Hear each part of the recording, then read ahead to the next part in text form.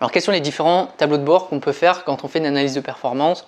Donc l'objectif déjà c'est avec les tableaux de bord, c'est de présenter les résultats d'une entreprise ou d'un rayon. Il y a différents types de tableaux de bord pour ça.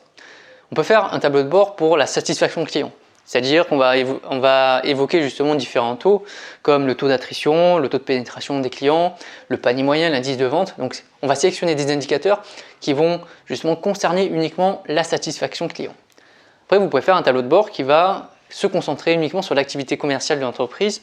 Donc là vous allez évaluer le chiffre d'affaires, la progression de chiffre d'affaires, les parts de marché qu'il y a dessus, le niveau des ventes, la progression en nombre de clients.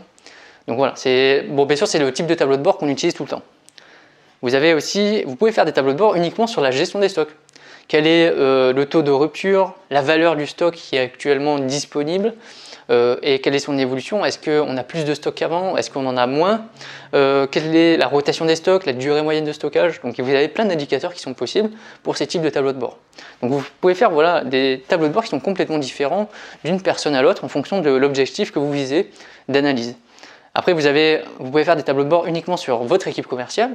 Quelle est leur productivité? Quel est leur taux d'absentéisme? Est-ce qu'ils sont souvent absents? Quel est leur taux de réalisation de leurs objectifs? Où est-ce qu'ils en sont actuellement? Quel est leur chiffre d'affaires qu'ils ont réalisé? Combien de clients est-ce qu'ils ont fidélisé? Donc vous pouvez analyser pas mal de choses. Et vous avez notamment aussi les résultats financiers qui se mêlent souvent à l'activité commerciale, c'est-à-dire que vous allez étudier la marge commerciale de votre rayon avec le taux de marque ou le taux de marge, ça dépend dans quel type d'entreprise est-ce que vous êtes.